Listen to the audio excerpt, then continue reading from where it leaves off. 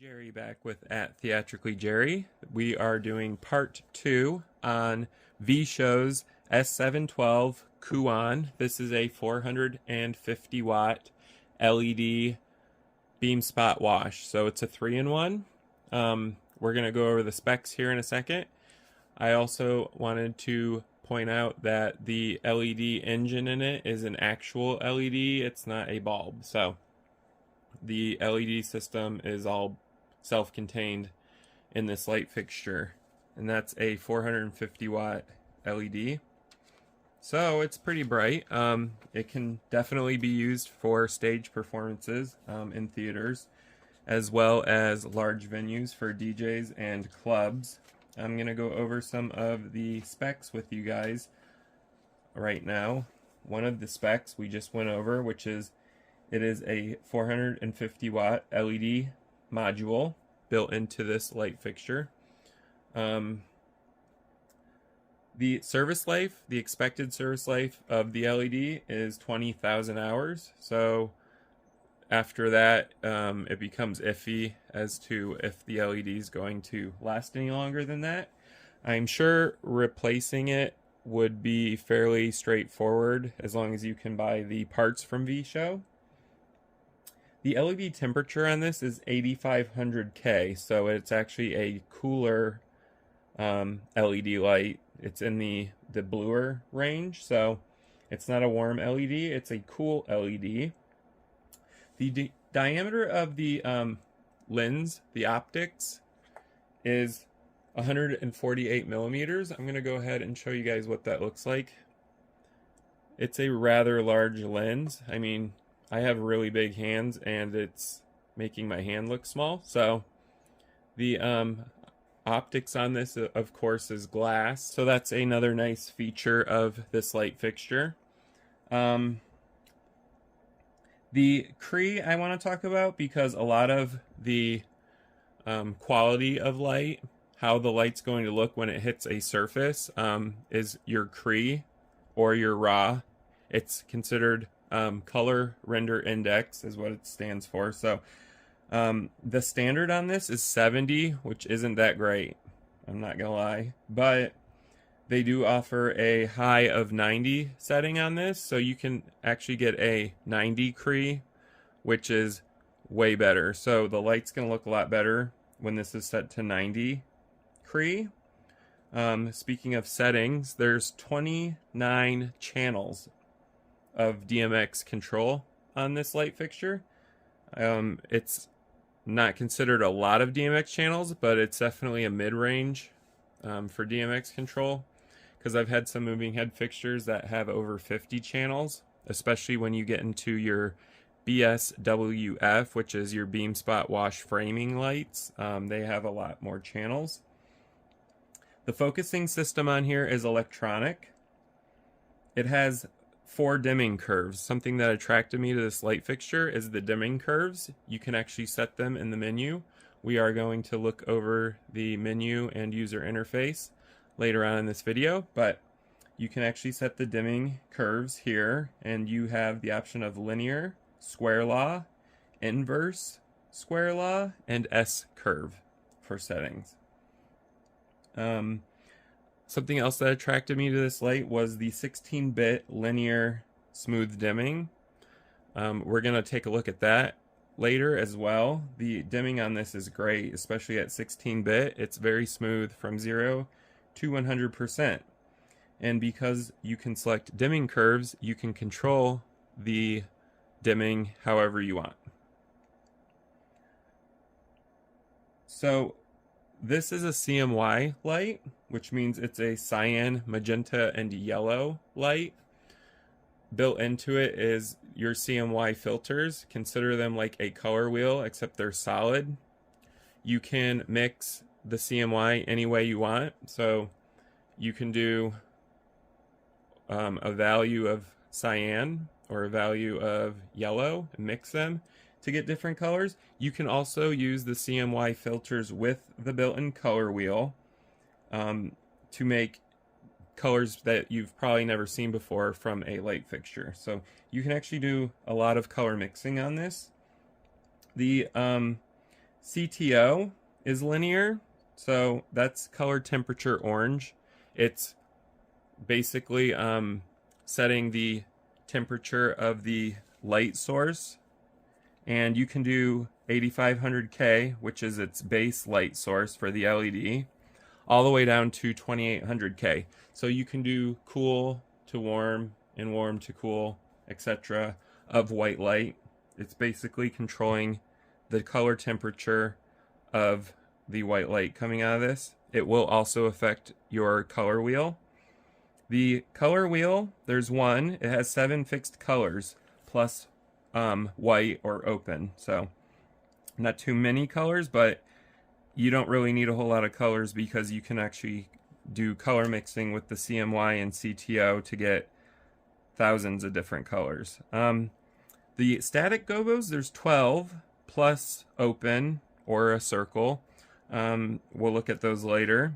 They also have built-in glass rotation gobos. There's 7 of them, plus of course a white, circle, or open. There are 2 different prisms built into this, which I love. There's an 8 prism and a 6 prism. They can be stacked and rotated in both directions, so you can actually stack both prisms together to get really interesting effects. You can also control the rotation of them, so you can get a lot of really cool looks with this light fixture. And the 6 one is a row prism, so it's going to be a straight line. And the 8 prism is a circular prism, so it's going to look like a circle. There is also a built-in frost sheet in here, so the frost sheet, basically what it does is it's going to give you a really nice like a wash. So the frost sheet is going to turn on, and it's going to actually diffuse the light coming out of this light fixture and give you a really nice wash. That's semi-typical of light fixtures, especially in this price range. The control panel, we're going to go over that when we look at the menus, is actually what they consider touchscreen, except you don't actually touch the screen. The buttons are just sensitive to touch. They don't actually push in.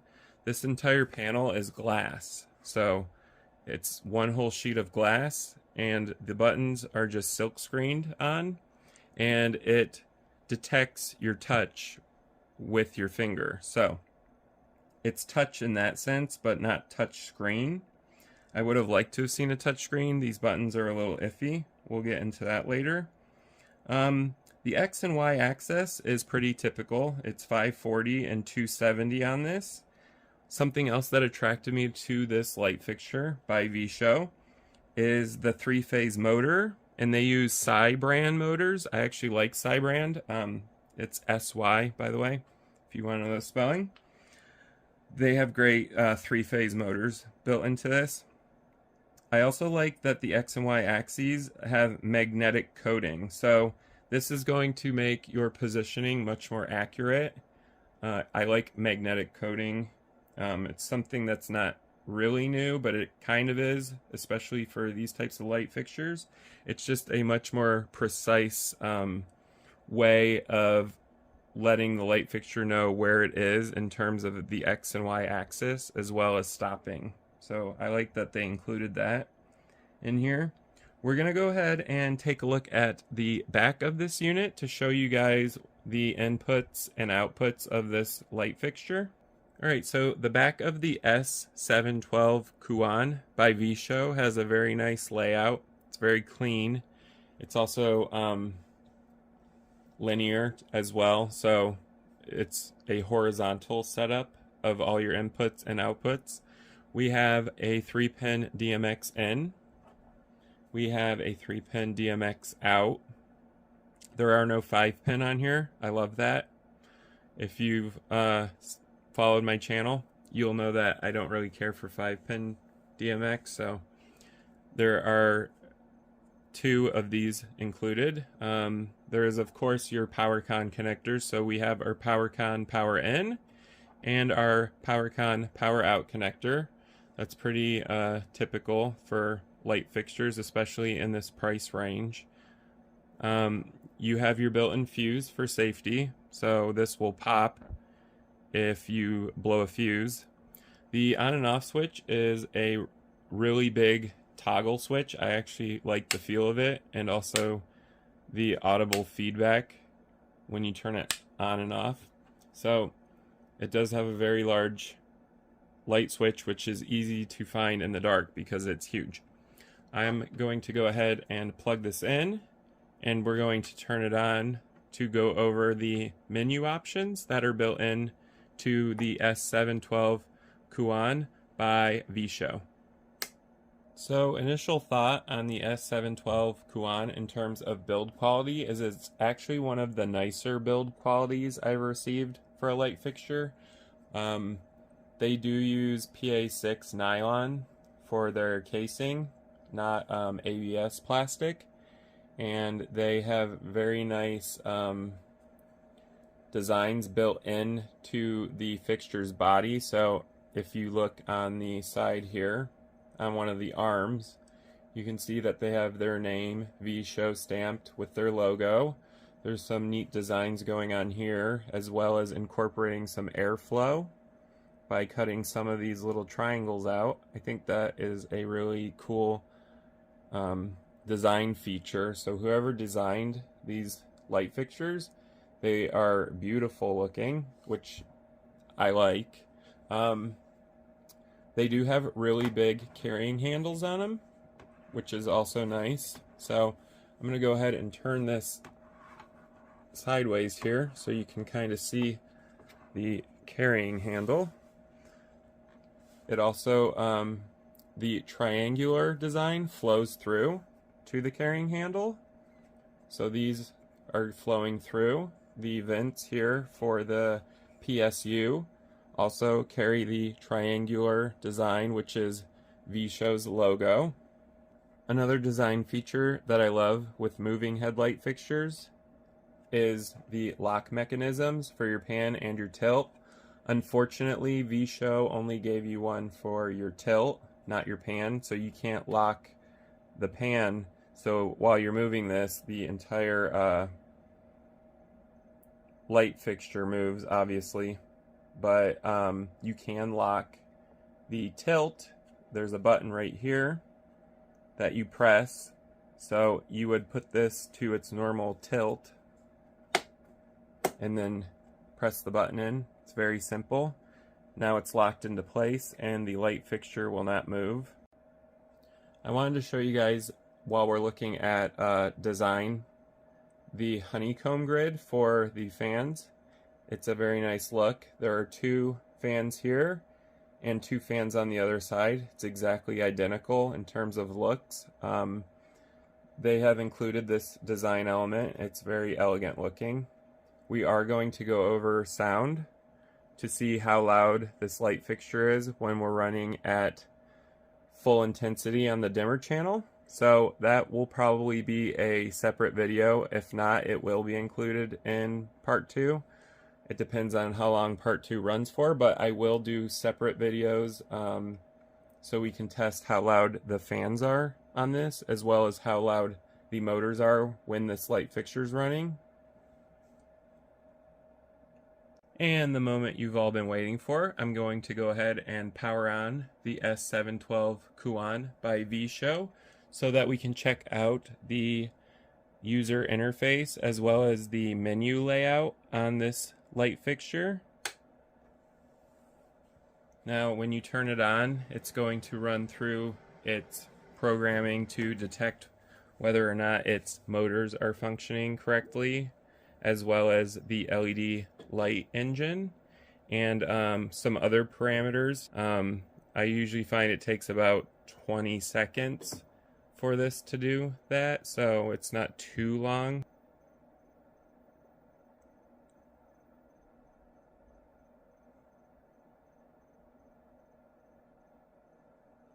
And now it's done going through its settings. When you see the VShow logo flashing, it's done going through resetting all of its parameters.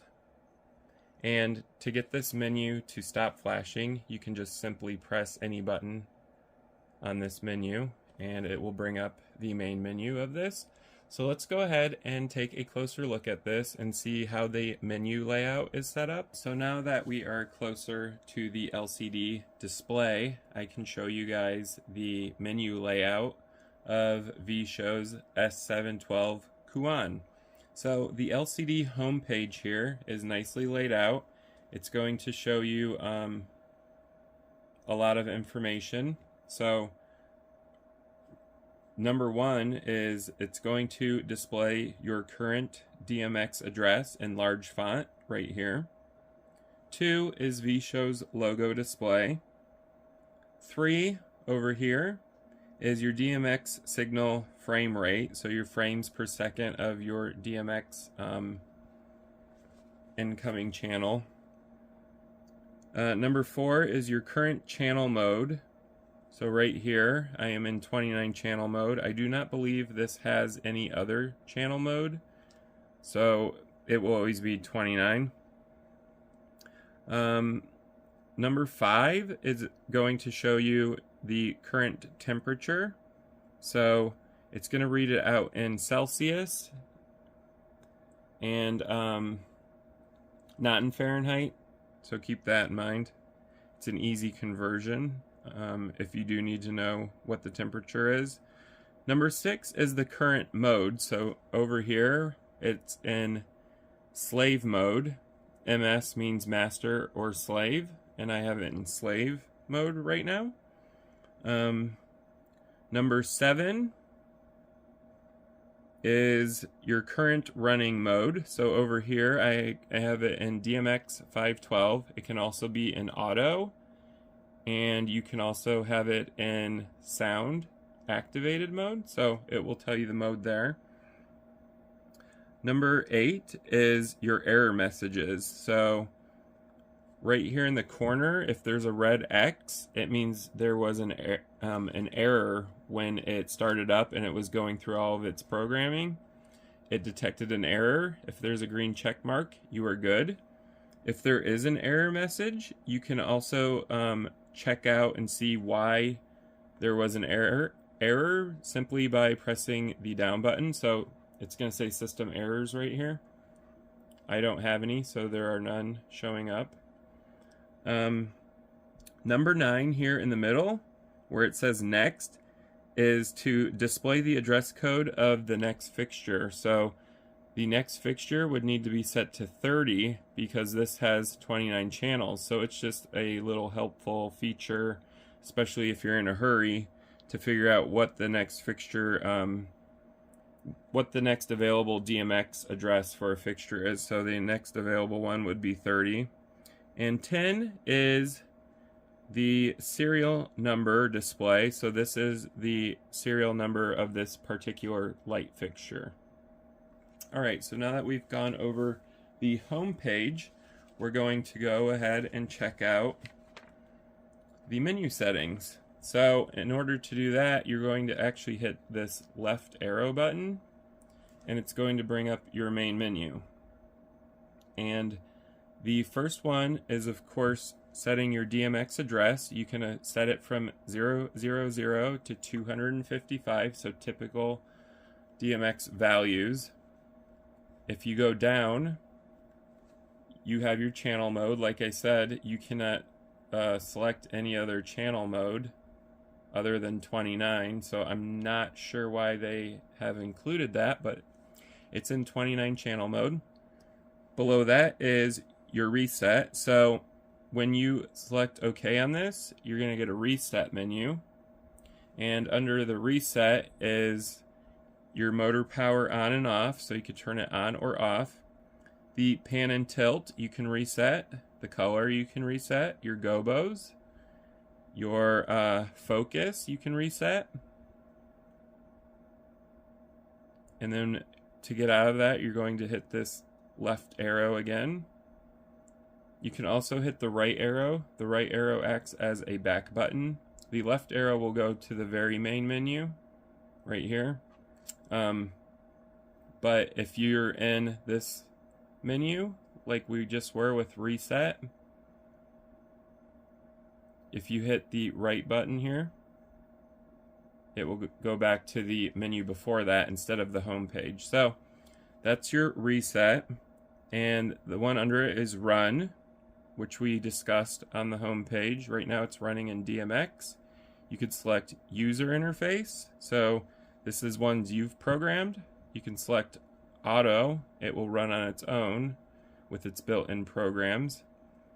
Manual down here allows you to control the fixture if you don't have a light console. So if you don't have something to control with DMX, you can control this fixture from the actual fixture itself. So you can control your pan, your tilt, your pan tilt speed, your dimmer, your strobe, your cyan channel, your magenta, your yellow channel, your CTO, your color channel, your gobo wheel, your rotating gobo, prism 1 rotation, prism 2 rotation, frost, zoom, focus.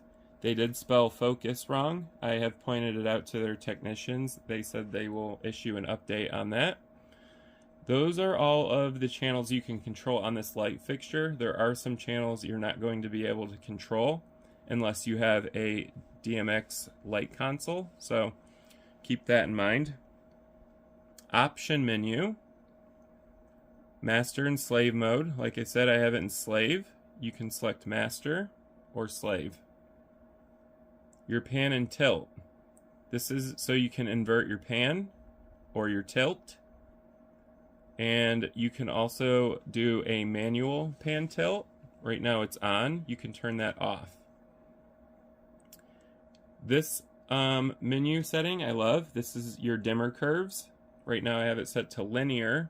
You can select logarithmic, S-curve, square root, square, or linear. I prefer linear, so I have it set to linear. User programs. So you can record certain programs and this fixture will save it onto its onboard memory and it will run the light fixture. You can also clear all of them. So you can actually set up your own programs and have them run, and you don't need a light console to control that, so that's cool, or a light controller. If no DMX, that means if this light fixture doesn't receive a signal, you're going to tell it how to react. So if no DMX, power on. I have it set to middle. That's what I prefer. And the runtime is on. You can set it to no effect, which means it will do nothing when it receives a DMX signal. Or you can have it start running a user program that you have controlled. Or you can have it as auto, so it will decide what to do. I have it on middle right now. Runtime, you can do on or off. Those are all of the menu settings that are built into the S712 Kuan. It does obviously offer a lot of control from its built-in user interface, but you'll get a lot more control if you use a light controller or a light console. Down below, options is advanced. When you go under advanced, there is an adjustment. You can adjust the factory setting positions. You do need a password for it. I believe it is just a bunch of zeros to get into there. I've done it once. I don't recommend adjusting anything in there. It's adjusted from the factory just fine. Right below that is display, and that is talking about the LCD display. So you can do a flip, and the LCD display will flip when your light fixture is turned upside down. The screensaver is set to black. I think you watched it a little bit earlier when the screen was going to a different flashing setting. That was for the screensaver black setting, which is the default. They also have a screensaver light setting, so you can choose black or light. The language setting is going to allow you to select English or Chinese. The factory setting is going to allow you to access a lot of the factory setting parameters. There is a password protection for that as well. And if you accidentally go into the adjustment and you screw it all up and you're panicking, it's okay. There's an adjustment recover setting. You can go in there. It will set it back to the factory default by inputting a password. All right. The very last menu is information. Information is going to show you your DMX monitor. It's going to show you each of your 29 channels on this light fixture and what their value is on their DMX channel. They should all say 0, obviously, because I'm not running the light fixture right now. System errors, I showed you earlier. You can access it by hitting the down button on the home page, or you can access it in the menu setting like I just did. It's going to display errors here. I do not have any, so they're none displayed. LED is going to show you the usage time, so how many hours the LED has been used. You can also clear those times and it will start over on its timer. That is helpful if you need a reminder for cleaning your light fixtures. After a certain hour, you can look at it and say, oh, it's ran that many hours, I need to clean my light fixture. It's helpful for that.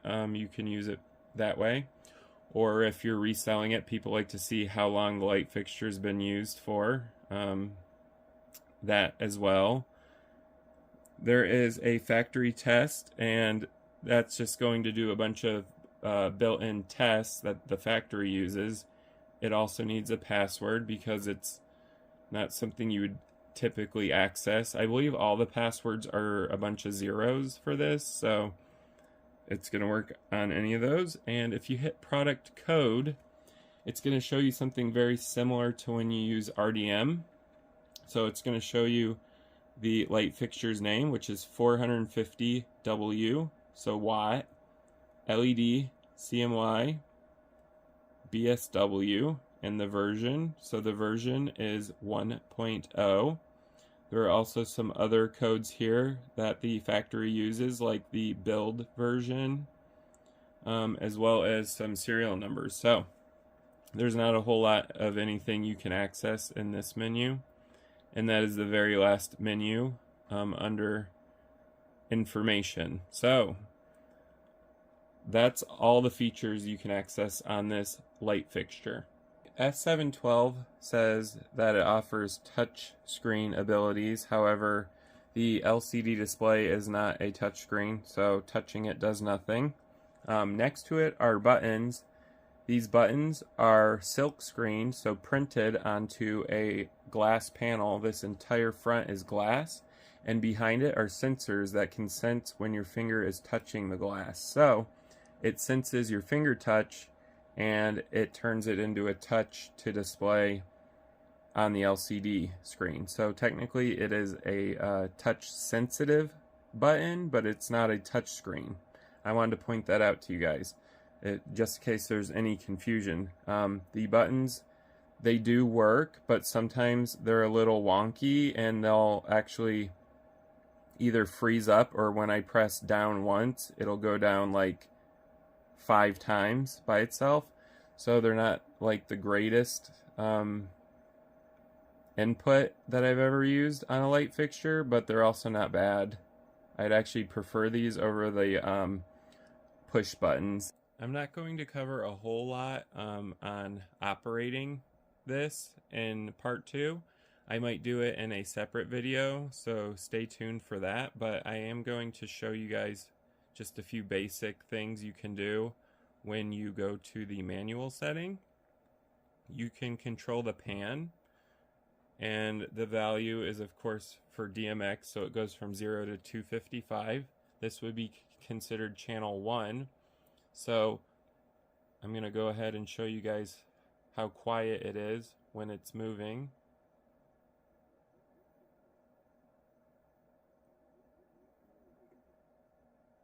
It's actually one of the quietest light fixtures I've reviewed in terms of moving heads, so that's due to the psi motors in them, the 3-phase motors. They're actually very quiet, which is great, especially for theaters and people who are doing sound recordings. The tilt is going to tilt your light fixture. It's also very quiet. You can barely hear it running. I'm going to go ahead and set it back to 0.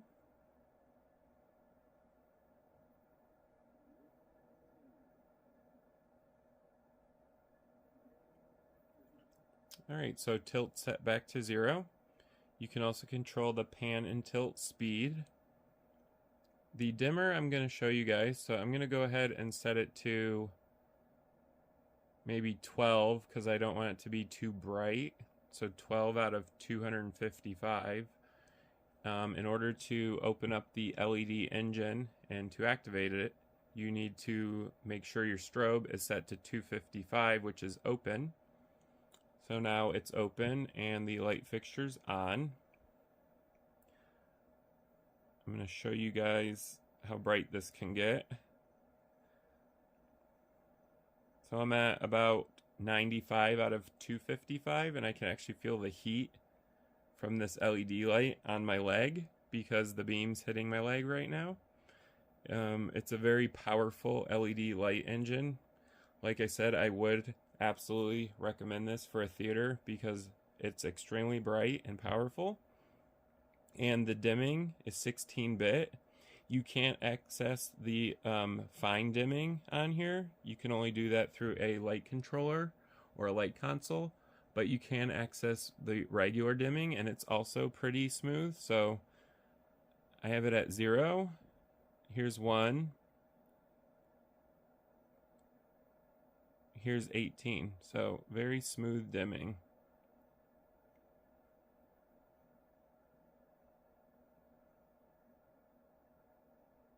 And the next thing you can do is your cyan, magenta, and yellow. So we're going to go ahead and see what those look like.